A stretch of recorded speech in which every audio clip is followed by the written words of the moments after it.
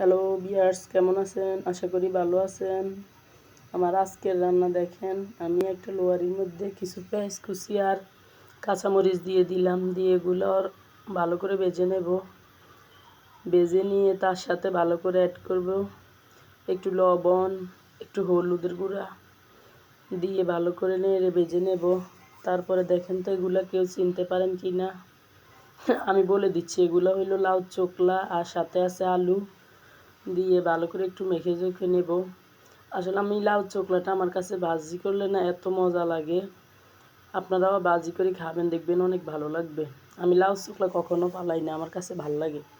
তারপরে দিয়ে দিলাম এখানে কিছু টমেটো টমেটো দিয়ে ভালো করে নেড়ে ছেড়ে নেব। এই তো নেড়ে ছেড়ে একটু কষিয়ে নেব। ভাই কেউ কিছু মনে করবেন না, আমার গলাটা আসলে ভালো না, আমার বয়সটা সুন্দর করে আসছে না।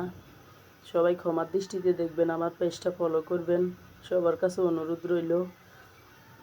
এই তো ভালো করে একটু নেড়ে ছেড়ে নেবেন। আমি হয়তো বড় কন্টেন্ট ক্রিয়েটারের মতো ভিডিও বানাইতে পারি না, তবে পারবো ইনশাল্লাহ। এই তো ভালো করে কষানো হয়ে গেছে, দেখেছেন? ফাইনাল লুকটা দেখেন, কত সুন্দর করে ভাজিটা করলাম। কে কে খাবেন চলে আসবেন। আল্লাহ হাফেজ।